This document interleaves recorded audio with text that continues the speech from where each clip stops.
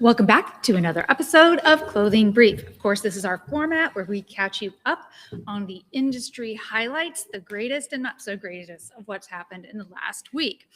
We are shaking up our format a little bit today, which I'm excited about because we have a remarkable guest joining us that has a wealth of experience, insight, and heart in this industry. Joining us is Ruth Crowley, a powerhouse in the world of design, customer experience, and brand strategy, one of my very favorite aspects of business. Thank you.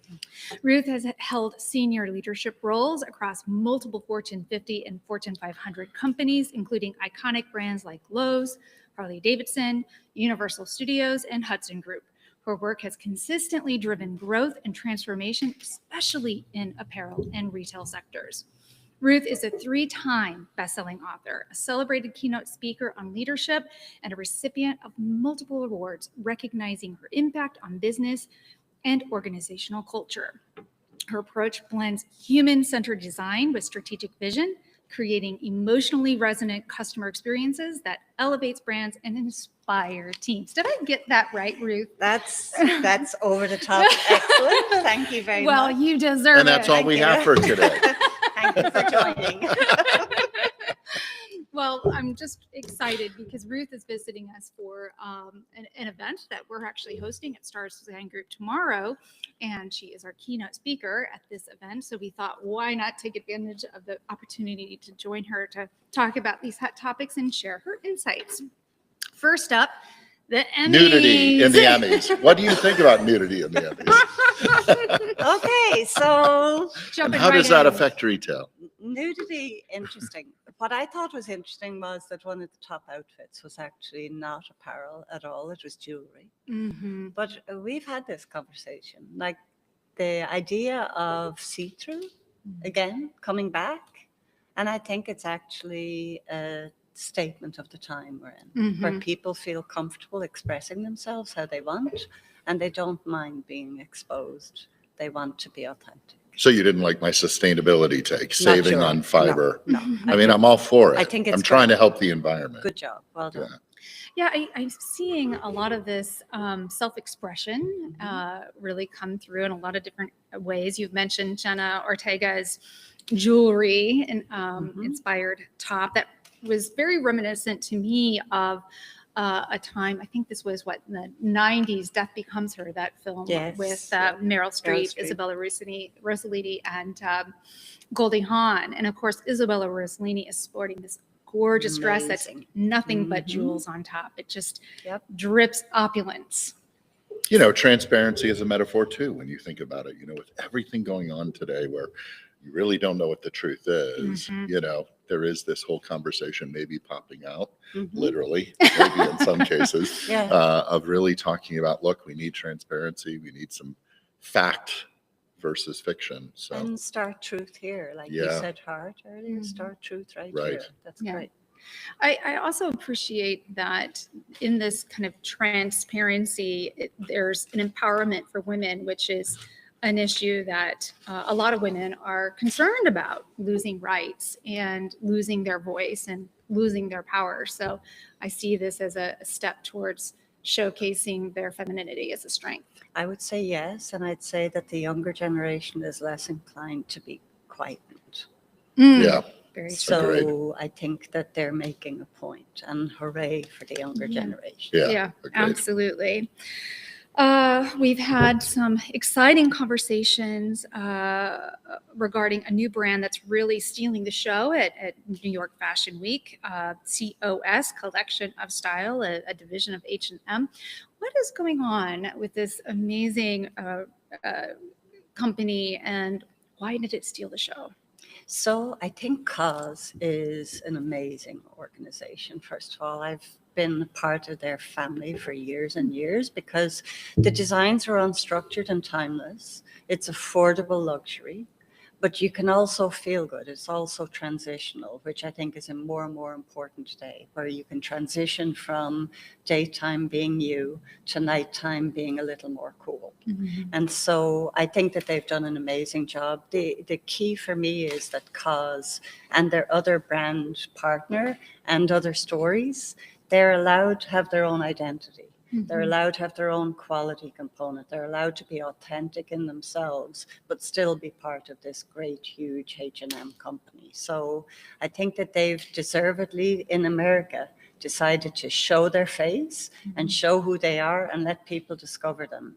Knowing the company, it's very planned. Mm-hmm.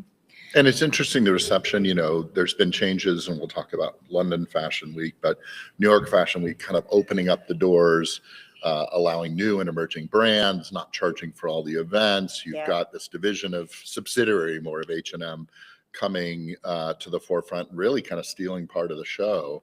You know, it's interesting. They've been around a little while. They've got over 200 and some stores. They've got 11 in the United States.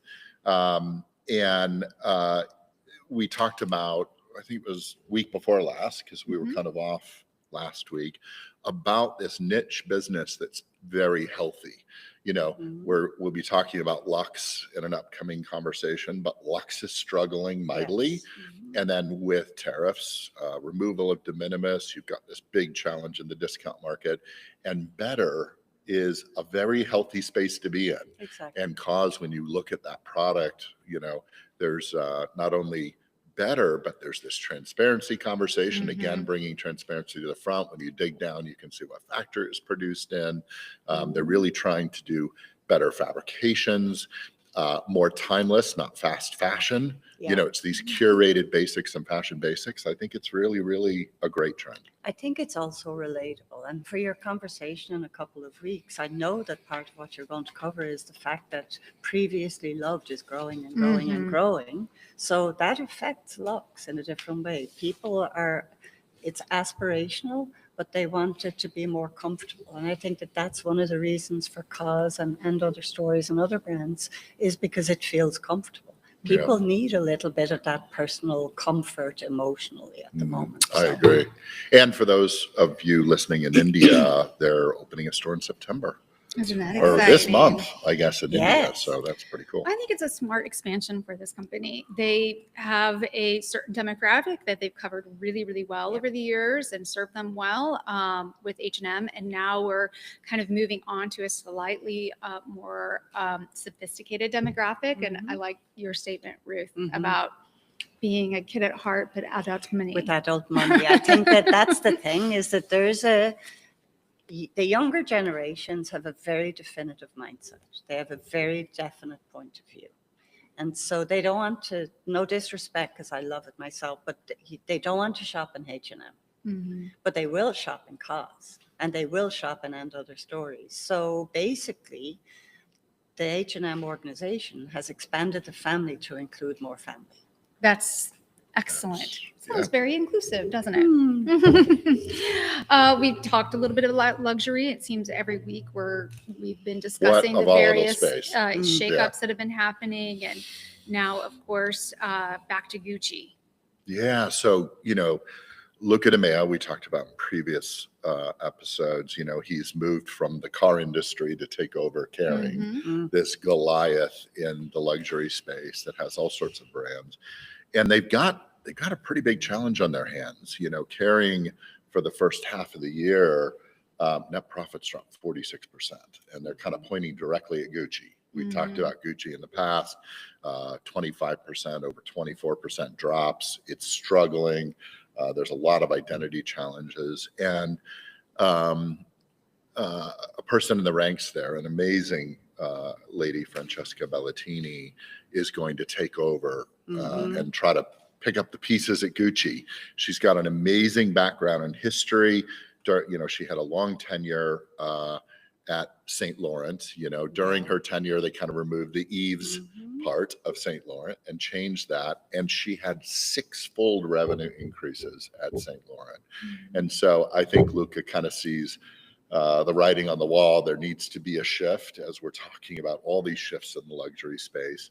And Bellatini is tapped to take over that space. I think that the key is authenticity. And, you know, someone comes on board. I say this to students and young people all the time, is that if you're going to go to a company, you have to have the capacity to adapt your skill set and adapt your point of view to the brand, as opposed to force the brand to adapt to your mindset. Yeah. Right. And so that's what's happened with Gucci. They've lost their way. Mhm. I love Gucci, by the way. Let's just say Yeah. that. But they've lost their way. And so instead of trying to force the company or the customer into their mindset, they should come back to what brought them fame originally. And I believe that she will. I agree with you. Yeah. Yeah. It's going to be a pretty Herculean task, I think. Huge. I think I agree with you. I'm not there a was help, super we fan could of help. I Gucci know. today. Yeah. I mean, for there's sure. still brand equity there. It is Love it. still a brand that people seek to own a piece of. Aspire So, to, yeah. mhm, Exactly. But so- like most luxury brands, they're struggling with the next generation. How are they appealing to the next generation? You know, for a long time, I would say Gucci was kind of held up by the Japanese market. The Japanese kind of moved on. They've appreciated new brands. And I think Gucci needs to reinvent themselves, much the way that you're seeing at Louis Vuitton and other Very places much like that. there's a lot of newness coming into our space. We saw it celebrated at New York Fashion Week. Now London has echoed that desire to showcase emerging designers by making it easy for emerging designers to showcase. This is pretty exciting. I think it is. I mean, we started to have a conversation. It's maybe another conversation for another day on brand extensions as well. And I think that has to be very methodical, very strategic. But you see all kinds of brand extensions right now through licensing. Now, licensing, you know, we've had the conversation where it's where brands go to die. Not Right. necessarily. If it's correctly managed, if there's a stewardship, if somebody is the caretaker of it, like the latest news this morning, because I know that you like to stay on latest news, is Dickies. Like one of the most classic American brands was recently purchased by Blue Star, who owns several other brands, including Scotch and Soda. But they've been like quintessential American brands. Yeah. So it'll be very interesting to watch what more and more brands do in the coming, whatever year, 12 months, 18 months, to extend the brand. And we've talked about Peanuts. Yes. I mean, Peanuts, hi, Peanuts. Brett doesn't understand it at all. No, But, and I didn't grow up with I mean, Peanuts. Snoopy's a cute dog. And all, Snoopy but, is amazing. And then you have, you know, all his pals, but they're a feel-good brand. And they've Yes. gone to some major destinations recently, but it's an extension across categories. Yeah. And so that's where I believe you'll see some of the.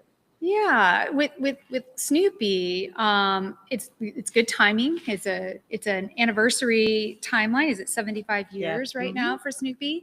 I think it does a really good job of engaging fans of all ages.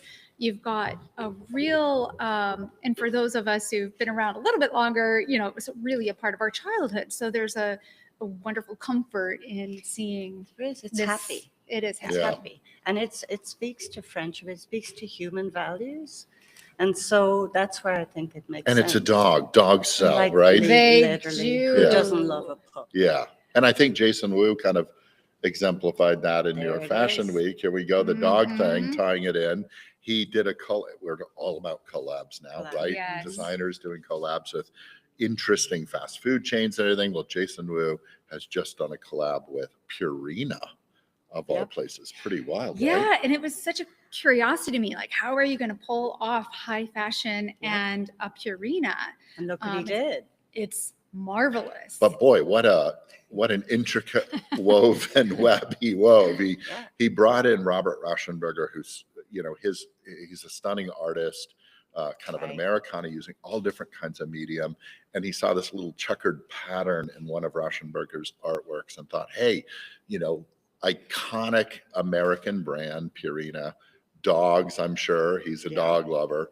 And then pulled in these amazing kind of subdued wash prints from Rauschenberger and kind of mashed them all together yeah, to that had create that this motif, amazing that checkered iconic look. motif that Yeah. you're, Purina with. It still looks very high fashion, but wow. Yeah, one of the execs said, Delicious fabrics. yes, oh my Delicious God, fabrics. fantastic. And throughout the whole process, authenticity. Mhm. Jason Wu is authentic to himself. It's authentic to the spirit of dog. It's great for Purina. I mean, well done, Purina. Yeah, I But think the executive at Purina, when she got the call, is like, you was just happy say out. yes. Yeah. When Jason Wu says, Absolutely yes. let's collab. It's like, okay, sounds good. Have a bone. Yeah. We're seeing a lot of examples of dog in fashion now. We're seeing Maeve had a Love Maeve. wonderful catalog that came out fairly recently. Of course, the Anthropology brand Yeah. that was very dog centric. 100% dogs are part of the family. But then again, I'm sorry, I seem to be focused on this. People need that comfort factor in a world that's a little fractured at the moment, in a world You say. imagine. Interesting. But Yeah. it just doesn't feel like 100% peaceful. Like, so then you Yeah. bring some of that in, and there's nothing. It's the calm dog, not the dog eat dog world. It's the calm dog world. Okay. Yes. Calmdog.com. Yes. Oh, that might be a new handle. We'll have to go secure. Trademark that. No, strike that. Cut it. Edit. Yeah. We own it. You know, you were talking a little bit about licensing, and one more story that I saw earlier was another license agreement collaboration, Formula One and Pottery Barn. But there's no dog, so but it's not going to be successful. Snoopy's in the there. common Snoopy's denominator. mixed in with Formula One Snoopy now. and Formula One, which says a lot because Formula One doesn't do a lot of weird stuff or Yeah. incongruous affiliation. And Pottery Barn, so basically takes that again, comfort for a Pottery Barn into home.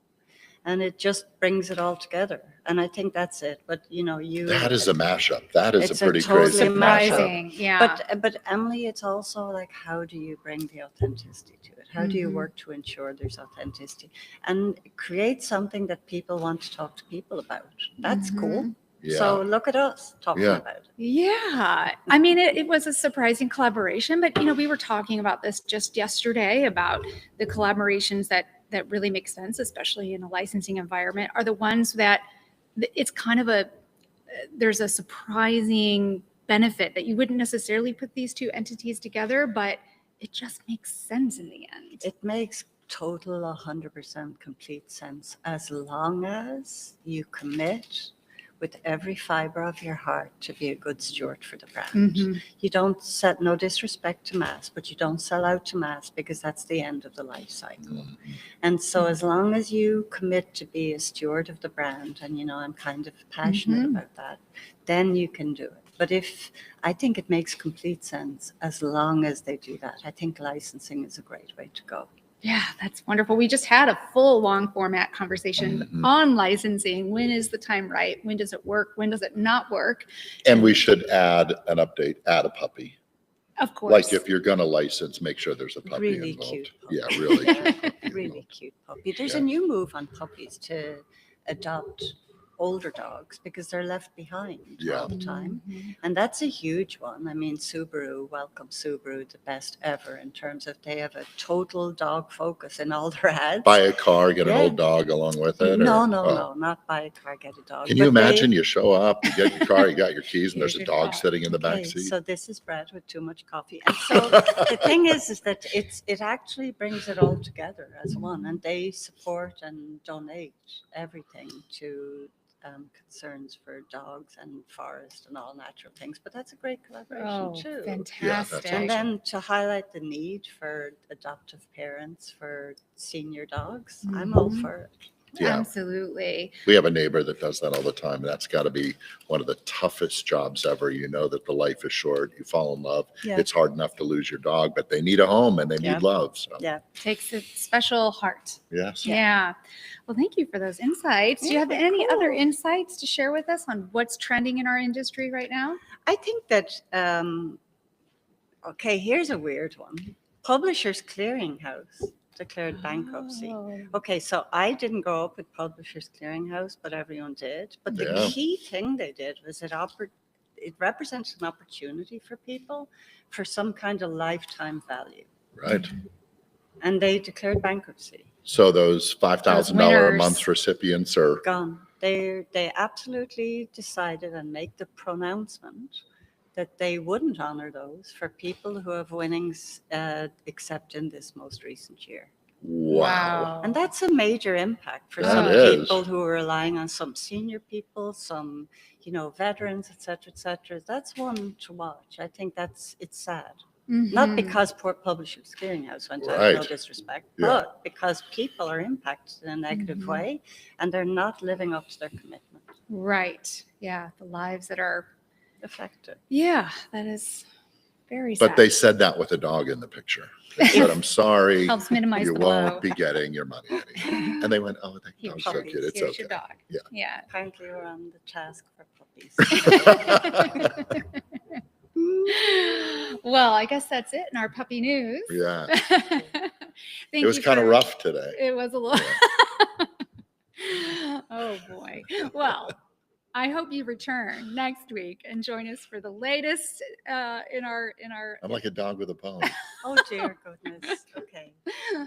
We will see you back. Thanks for your time. Thank you for joining us. Same time, same place next week. And we will be recording our amazing talk tomorrow. So that will be rolling out on a sister channel of ours, United Culture. So be on the lookout for that amazing keynote speak from Ruth Crowley. Thank you for joining us today, Ruth. My pleasure. Thank you for having me. Thanks for sharing